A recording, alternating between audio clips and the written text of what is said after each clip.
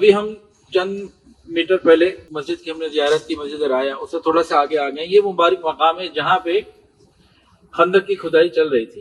خندق کا مشورہ کس نے دیا تھا بتائیں؟ حضرت سلمان فارسی رضی اللہ عنہ نے مشورہ دیا. نبی علیہ السلام کو پسند آیا. یعنی نبی علیہ السلام کی سوچ میں وسعت تھی. یہ نہیں کہ غیر نے کوئی دوسرے نے مشورہ دے دیا اسے قبول نہیں کرنا. تو مشورہ قبول کرنا وسعت قلبی کے ساتھ چھوٹوں کا یہ بڑی بات ہوتی ہے. اچھا جی، اگلی بات، مشورہ دیا حضرت سلمان فارسی نے. وہ مشورہ کیا تھا؟ خندق کھودیں. وہ پورا آئیڈیا دیا، نبی علیہ السلام کو پسند آیا اور سرکاری آرڈر جاری ہو گئے کہ خندق کھودنی ہے، بنانی ہے. کام شروع ہو گیا. اب کام کیسے کیا جائے؟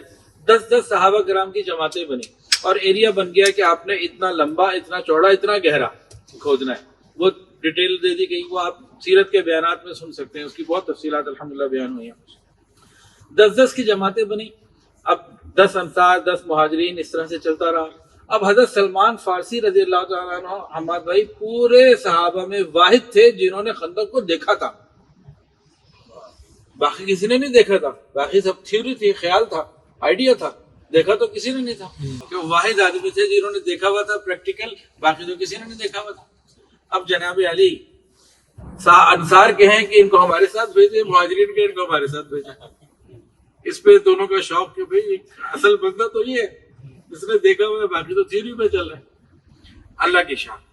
نبی علیہ السلام مینجمنٹ میں تو کمال تھا. آپ نے چند انصاری لیے، چند صاحب مہاجرین لیے، ان کو درمیان میں شامل کر دیا کہ دونوں کا حصہ پڑ جائے. نہ انصاری کے اہمیت نہیں دیا، چلو جی وہ بھی ہو گیا.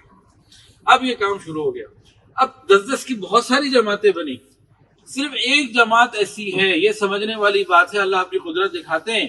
صرف ایک واحد جماعت ایسی ہے جس کے اندر ایک تجربہ کار بندہ موجود ہے، باقی تو سب خیال پہ چل رہے. سب نے اپنے اپنے کام کیے اور ساروں کے کام پورے ہوتے چلے گئے. کسی کو کہیں کوئی مسئلہ نہیں آیا. جو مسئلہ آیا اسی جماعت کو آیا جس میں تجربہ کار موجود.